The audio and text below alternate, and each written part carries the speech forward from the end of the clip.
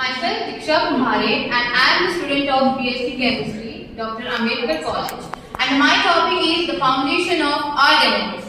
Today we are here to talk about a single book, a single most important document of our country, the Indian Constitution. In the today's around 30 seconds reel, talking about Constitution can sound right and even boring also. But I want to argue today that this document is not just a rule book, but it is a living blueprint of our freedom and the essential foundation of our democracy. It is a text that deserves our passion and attention. I repeat, it is a text that deserves our passion and attention. It is very easy to take granted. After all, it's been there in our whole life. But just imagine in the shoes of Dr. B.R. Ambedkar, in the shoes of Baba Saheb in the Constituent Assembly 1947, in the full group of caste-dominant people. They weren't just creating a rule book for an existing country, but they were creating a nation with a diverse mix of cultures, caste, religions, and social inequality.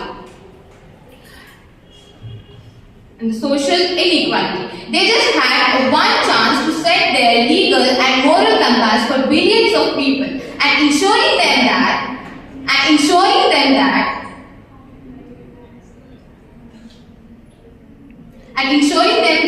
this new experiment in our democracy will actually work. Right at the start, Dr. Ambedkar said that it is not an ordinary legal text.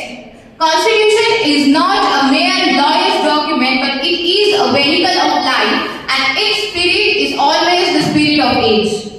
We all say that our Constitution is best, but what was the vision of our founding father?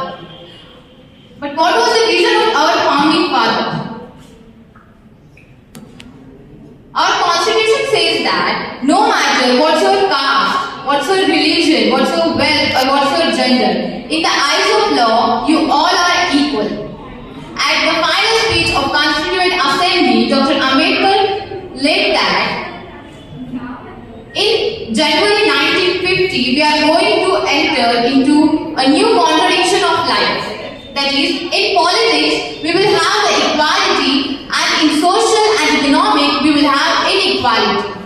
And as soon as possible, we have to remove this contradiction, because those who will face from social inequality, they will blow up with the political democracy. And let's see what is the first line of our Constitution, preamble. We are the people of India. And I think it is the true soul of the document. Because it directly states that power doesn't come from a king, it doesn't come from a ruling family, or it doesn't come from a foreign government. It comes from us. It comes from the